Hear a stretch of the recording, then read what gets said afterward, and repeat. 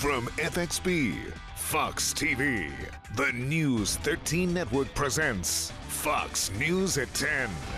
Only 6 contestants remain on the season 11 of American Idol. Tonight, they lend their voices to songs by Queen. Good evening, everyone. Thanks for being with us. I'm Amy Vitrano in for Wendy Redmond tonight. Tonight's Hot Fox 5 begins with CCU grad Elise Testone. I want it now. Adventure. Our hometown girl tries to prove she can be Idol royalty when she sings a more rare Queen song. But will her performance be enough for her to stay another week? Many veterans will tell us that it helps that they can connect with veterans. A new center in Horry County gives our war heroes a place of their own. Why the vets think it's beneficial. Years after Brittany Drexel went missing, her family still holds out hope. How she will be honored in Myrtle Beach this week. A woman tied to the Tom Sponseller case went before a federal judge this morning and pled guilty. The crime she admits to and how she's linked to the CEO who killed himself. When we moved in, the yard was full of debris from the front to the, down the side. Homeowners in Florence are tired of the eyesores in their neighborhoods. What the city tries to do to clean up that area, and that's tonight's Hot Fox 5. Military veterans can now help other vets with the completion of a new center in Horry County. That center is located at 2024 Corporate Center Drive in Myrtle Beach. That's near the intersection of 21st Avenue North and Grissom Parkway. Last year alone, more than 26,000 veterans from Horry County returned home. Tonight, Libba Holland shows you how the center's services can help them in tonight's top story. Bruce Hutchinson remembers how he felt coming home after his service in Vietnam. Very unappreciated. Nobody much cared. It's not like the airports today when people thank you for your service and that. It was, oh well, you're home. And back then, 1970 to be exact, he says he didn't have the services that are offered to veterans today. I was lucky enough that when I came home from Vietnam, where I worked, I became real good friends with another guy who had been in Vietnam. And we could talk to each other.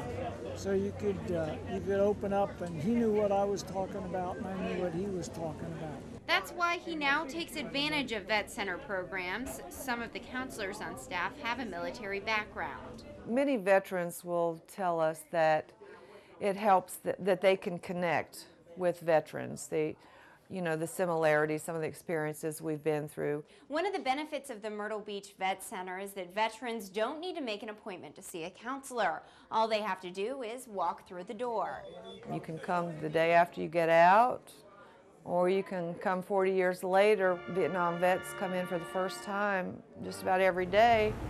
Hutchinson says soldiers of all ages should take advantage of the Vet Center services, especially young people. Anything we can do to support the young kids so they don't have to put up with the stuff that we put up with when we came home is worthwhile.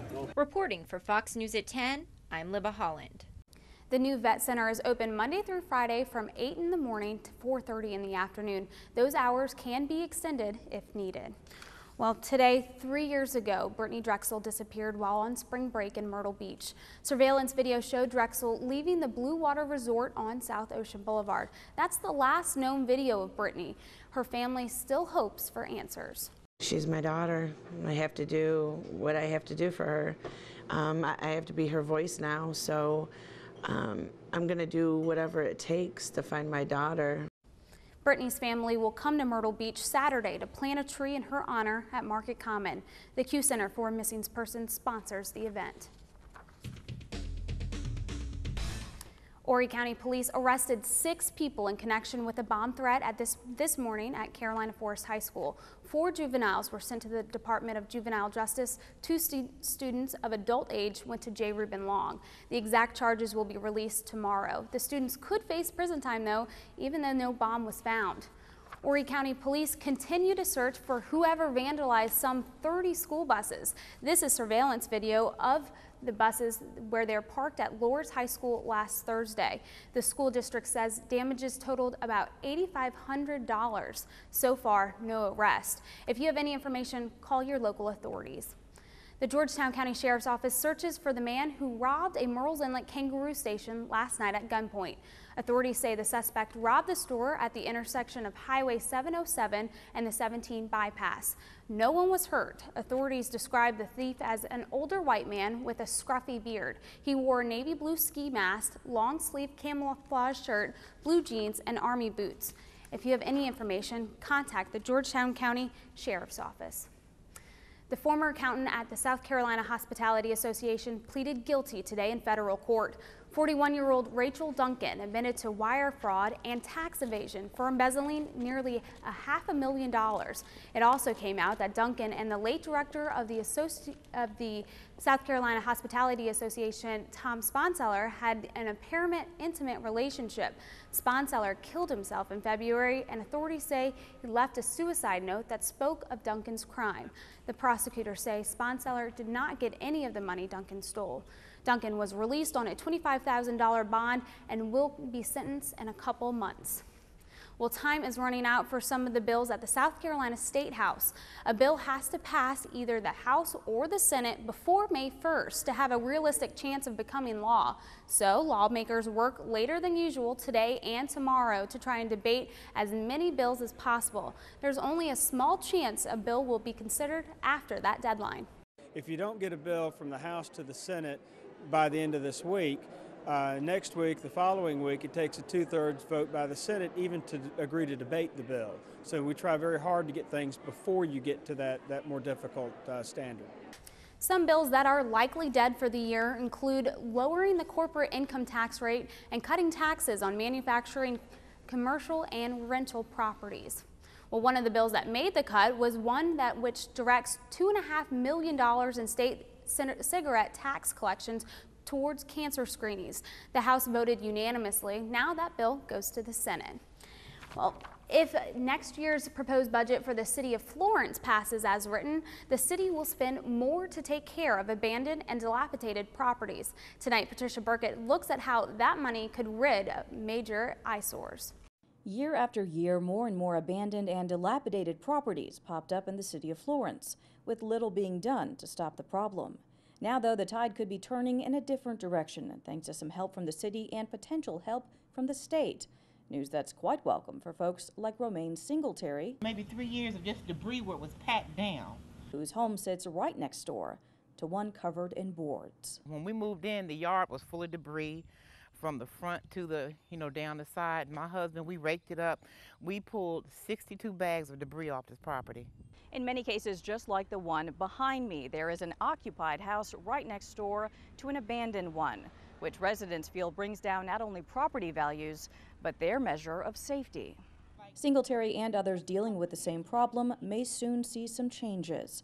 Florence Mayor Stephen Wukila said there are measures in the upcoming budget to address the problem, including additional funding for more community services employees who would enforce ordinances, a livability judge who would hear cases involving properties, and $280,000 in funds for those who need to clean up their homes but can't. I think that'll help out tremendously. Once you own a home, if you don't keep it up, there should be a law whether you keep it up, and if it becomes abandoned like this, the city should be able to take it over, auction it off, or if it becomes to a point where it's just no good, torn down. While it will take some time to deal with the more than 2,500 abandoned and dilapidated properties in the city, those waiting for years to see some change say any improvements will be major improvements.